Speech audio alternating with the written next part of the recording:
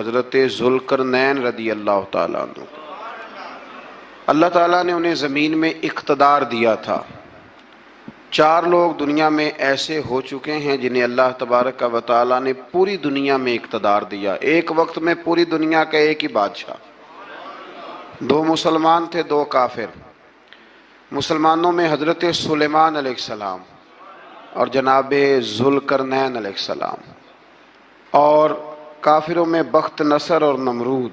یہ 2 لوگ ہیں جنہیں اللہ نے پوری دنیا میں اقتدار دیا، اور پھر اس کے بعد آنے والے وقت میں اللہ تعالیٰ امام مہدی کو سارا اقتدار عطا فرمائے گا پوری دنیا کا۔ حضرت ذوالقرنین کے بارے میں 2 روایات ہیں، ایک تو یہ ہے کہ وہ نبی تھے اور ایک یہ ہے کہ نہیں وہ ولی تھے، لیکن مجھے حضرت مولا علی شیر خدا رضی اللہ تعالیٰ عنہ کا قول ملا ہے جس میں آپ نے فرمایا ہے کہ نہیں وہ نبی نہیں تھے، تو اس لیے میرا نظریہ یہی ہے کہ وہ اللہ کے ایک نیک بندے تھے۔ اللہ نے انہیں پوری زمین میں اقتدار دیا۔ وہ ایک مہم پہ نکلے، ان کا ارادہ بنا کہ میں ذرا دنیا کا چکر لگاؤں، تو انہوں نے سفر شروع کیا کہ میں دیکھوں ذرا سورج غروب کہاں ہوتا ہے۔ تو فرماتے میں پہنچا، بڑا گیا، لیکن میں اس مقام تک پہنچ گیا جہاں سورج غروب ہوتا ہے، تو پھر میں نے دیکھا کہ ایک سیاہ کنواں ہے جس کے اندر جا کے وہ چھپ گیا ہے، لیکن رب کریم کی اس حقیقت تک میں پہنچ سکا نہیں۔ پھر آپ فرماتے ہیں کہ میں آگے نکلا تو مجھے ایک قوم کے بارے میں بتلایا گیا جو بڑی خونخوار قوم تھی، بڑی خونخوار، اس کو یاجوج اور ماجوج کہا جاتا ہے۔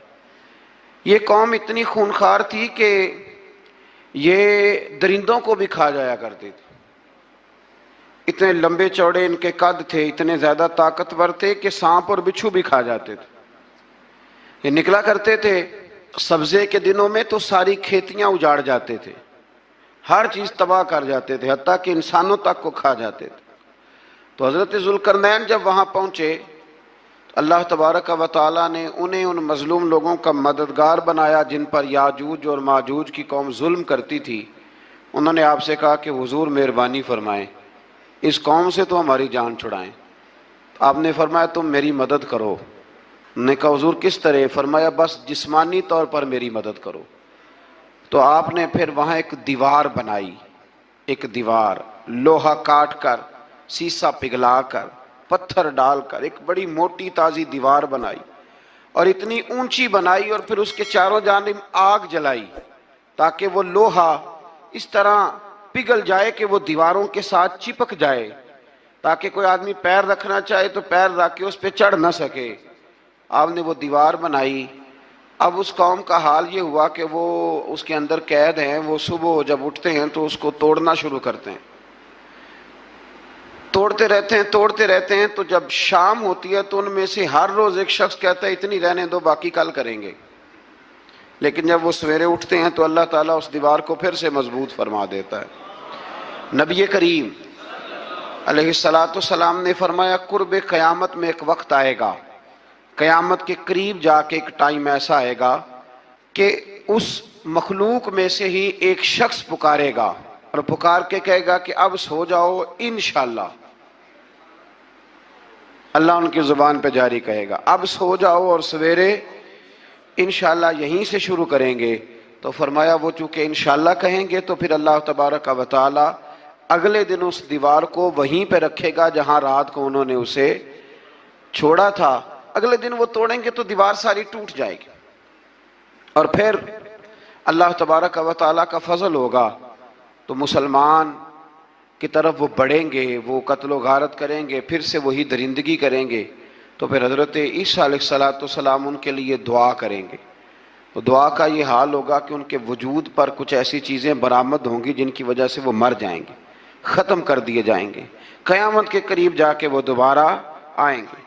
اس کے بعد پھر اللہ تبارک و تعالیٰ نے سورہ کہف کی آخری آیات میں 7 سمندر اور ان جیسے اور بھی آ جائیں، فرمایا 7 سمندر ہوں اور ان جیسے اور بھی آ جائیں اور مل کر وہ روشنائی بن جائیں تو میرے رب کے کلمات ختم ہونے سے پہلے سمندر ختم ہو جائیں گے۔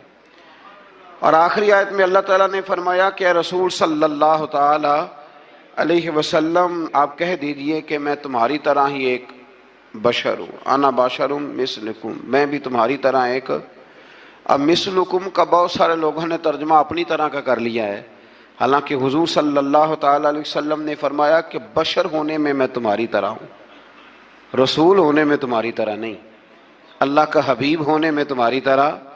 और वो ये जो मैं कह रहा हूँ ना, नहीं, तो ये सही बुखारी के लफ्ज़ हैं। हुजूर ने फरमाया अय्युकुम मिसली, कौन है तुम में जो मेरी तरह हो, ये सही बुखारी के लफ्ज़ हैं। अल्लाह तबारक व तआला समझने की तौफीक अता फरमाए। फिर इससे आगे सूरह मरियम शुरू होती है। इस सूरत में अल्लाह तबारक व तआला ने हज़रत ज़करिया अलैहिस्सलाम का जिक्र फरमाया है कि वो लावलद थे और बुढ़ापे की उम्र को पहुँच चुके थे। उन्होंने अल्लाह ताला से औलाद की दुआ की जो इनका और आले याकूब का वारिस हो, तो अल्लाह ताला ने उन्हें बेटे की बिशारत अता फरमाई जिसका नाम उन्होंने याहया रखा, बल्कि ये नाम उन्होंने पहले से रख लिया था। ये याहया नाम उन्होंने पहले से रख लिया था। मुझे अब लोग किस सेंस में मसला पूछते हैं ये नहीं मुझे बता, लेकिन मुझसे एक दोस्त ने कुछ दिन पहले पूछा कि पैदाइश से पहले बच्चे का नाम रखना जायज़ है, तो मैंने उन्हें कहा कि हाँ, आप सूरह मरियम पढ़ेंगे तो आपको अंदाज़ा होगा कि हज़रत ज़करिया ने बेटे का नाम पहले ही रख दिया था, क्योंकि उन्हें यकीन कामिल था कि रब करीम मुझे बेटा ही अता फरमाएगा। तो हज़रत याहया अलैहिस्सलाम को अल्लाह ताला ने बचपन में ही नबुव्वत अता की और किताब दी। इनके औसाफ ये बयान किए कि वो पाकीज़ा और मुत्तकी थे, माँ बाप के साथ नेकी करने वाले थे और सरकश नहीं थे। इन पर सलाम हो जब वो पैदा हुए, और इन पर सलाम हो जब उनकी वफ़ात हुई, और क़यामत के दिन जब उन्हें उठाया जाएगा। इससे मालूम हुआ कि नबी करीम अलैहिस्सलाम पर या किसी भी नबी पर सलाम भेजना और उस दिन पर सलाम भेजना जिस दिन अल्लाह ताला ने उन्हें पैदा फरमाया है, ये कुरान मजीद से साबित है। यानी आप ये कह सकते हैं कि जिस सुहानी घड़ी चमका तैबा का चाँद, उस दिल अफरोज सात पे, दिल अफरोज सात पे लाख। तो ये ऐने कुरान मजीद है कि जिस दिन वो पैदा हुए उस दिन उन पर सलाम। अल्लाह ताला समझने की तौफीक अता फरमाए। फिर इससे आगे चलकर हज़रत मरियम सलामुल्लाह अलैहा का जिक्र है कि उनके पास फरिश्ता आया। हम तीसरे पारे में भी उनका जिक्र पढ़ा है। फिर एक आधा और जगह पे भी इशारतन किनायतन उनका तज़किर आया कि उनके पास फरिश्ता इंसानी शक्ल में आया, और फरिश्ते ने आके कहा कि मैं आपको बेटे की बिशारत देने आया हूँ। कहने लगी मेरे पास कैसे बेटा आएगा, मुझे तो किसी मर्द ने छुआ ही नहीं। तो फरमाया रब ऐसे ही करता है जब वो किसी काम का इरादा फरमा लेता है। तो हज़रत मरियम के यहाँ अल्लाह तबारक व तआला ने हज़रत ईसा अलैहिस्सलाम की विलादत फरमाई। हज़रत ईसा बग़ैर बाप के पैदा हुए और हज़रत आदम अलैहिस्सलाम गैर माँ बाप के पैदा हुए। तो ये अल्लाह की कुदरत की निशानी है। अब हज़रत ईसा अलैहिस्सलाम की जब विलादत हुई तो ये आपका मुजज़ा और हज़रत मरियम की करामत सामने आई कि आप एक खुश्क खजूर के नीचे बैठी तो अल्लाह ताला ने उसे सरसब्ज़ व शादाब कर दिया, और आप उसको हिलाती थी तो वो खजूरें गिरती थी। बड़ी परेशान थी आपके कौम के सामने, क्या मुंह लेके जाऊंगी, लोग क्या कहेंगे। लोगों के लिए इल्ज़ाम लगाना, प्रोपेगेंडा करना बड़ा ही आसान काम है। दो ही तो काम दुनिया में आसान है, एक बदगुमानी करना और एक गीबत करना। और इतना मज़ेदार काम है कि आप सारी दिहाड़ी कराएं, कोई बंदा थकने को तैयार, माज़ल्ला सुम्मा माज़ल्ला सारा दिन। और अगर आप कहें कि अल्लाह का जिक्र करो, तस्बीह ले लो, सिर्फ 500 दफ़ा दुरूद शरीफ पढ़ लो, तो फिर क्या बनेगा, काम याद आ जाएगा। बहुत सारे लोगों निकल लेंगे। कभी कभी कुछ चीज़ें बड़ी याद रह जाती हैं। एक शायर ने एक शेर कहा था, मेरी थोड़ी सी शेरी ज़ौक़ है तो मुझे दिलचस्पी है, रह जाती हैं कुछ बातें ज़हन में। एक दफ़ा हमारे एक दोस्त के बारे में कुछ प्रोपेगेंडा होने लगा तो मैंने उन्हें एक शेर लिख के भेजा, मुझे याद था। मैंने एक शेर लिखा, किसी शायर ने कहा था कि मखलूक तो फनकार है इस दर्जा के पल भर में, संगे दरे काबा से भी असनाम तराशे। काबे के अंदर से मिट्टी लेके लोग बुत बना लेते हैं और अल्लाह का शरीक बनाते हैं। तो कहने लगा शायर के मखलूक तो फनकार है इस दर्जा के पल भर में, संगे दरे काबा से भी असनाम तराशे।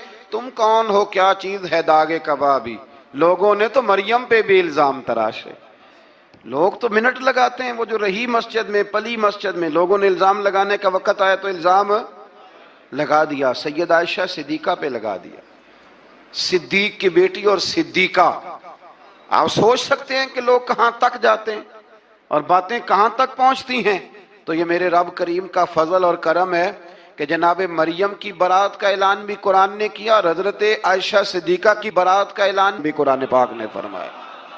یہ بھی قرآن مجید نے فرمایا ہے. اور کل پرسوں بھی بات ہو رہی تھی حضرت یوسف علیہ السلام کی. تو الزام تو لگتے رہتے ہیں. تو میں نے اس دن بھی سوال کیا تھا, پھر دہراتا ہوں کہ غلطی کیا تھی حضرت یوسف کی. کبھی کنواں اندھیرا, کبھی بھائیوں کے تھپڑ, کبھی مصر کا بازار. اور ذرا سوچو تو صحیح, جب بولیاں لگتی ہیں انسان کی تو کیا حال ہوتا ہے. اور پھر ذرا یہ بھی تو دیکھو نا کہ جب زلیخا نے الزام لگایا تو پھر کیا حال ہے. اور پھر 12 سال کی جیل پر رب فرماتے ہیں شانیں میں نے یوسف کو ہی عطا فرمائی ہیں. تو حضرت مریم سلام اللہ علیہا جب وہ بیٹا لے کے گئی ان کے پاس تو انہوں نے کہا یہ کہاں سے آ گیا. تو آپ فرمانے لگی میں نے تو چپ کر روزہ رکھا ہوا ہے, اسی سے پوچھ لو یہ کہاں سے آیا ہے, یہی بتائے گا. پنگوڑے میں تھے حضرت عیسیٰ علیہ السلام, پنگوڑے میں. تو قرآن مجید کہتا ہے کہنے لگے قال انی عبد اللہ. حضرت عیسیٰ بولے اور بول کے کہنے لگے میں اللہ کا بندہ ہوں. اور آتانی الکتاب, خالی نہیں آیا, کتاب ساتھ لے کے آیا ہوں. وجعلنی نبیا, اور اس نے مجھے نبی بنا کے بھیجا ہے. تو حضرت عیسیٰ علیہ السلام پنگوڑے میں ہیں تو کلام فرما رہے ہیں, اپنے نبی ہونے کا اعلان فرما رہے ہیں. اب اس بندے کے قریب جا کے اس سے سوال کرنے کو دل نہیں کرتا جو نبی پاک کے بارے میں کہتا ہے 40 سال کے بعد نبی بنے. یہاں پنگوڑے میں حضرت عیسیٰ کلام کریں پنگوڑے میں, اور وہ پنگوڑے میں کہے میں نبی ہوں, اور تو اپنے رسول کے بارے میں یہ کہے کہ بکریاں چرا رہے تھے تو معاذ اللہ انہیں پتہ ہی نہیں تھا کہ میں نبی بن جاؤں گا. ایسی کوئی بات نہیں. اعلیٰ حضرت فرماتے ہیں اللہ اللہ وہ بچپنے کی پھبن, یعنی بچپن میں بھی رنگ ڈھنگ نرالے تھے میرے رسول کے. اللہ اللہ وہ بچپنے کی پھبن, اس خدا بھاتی صورت پہ لاکھوں سلام, اس خدا بھاتی صورت پہ. اور مرحوم اعظم چشتی نے بھی ایک جملہ بڑا خوبصورت کہا, اس نے کہا تیری حیات پاک کا ہر لمحہ پیغمبر لگے, تیری حیات پاک کا ہر لمحہ پیغمبر لگے.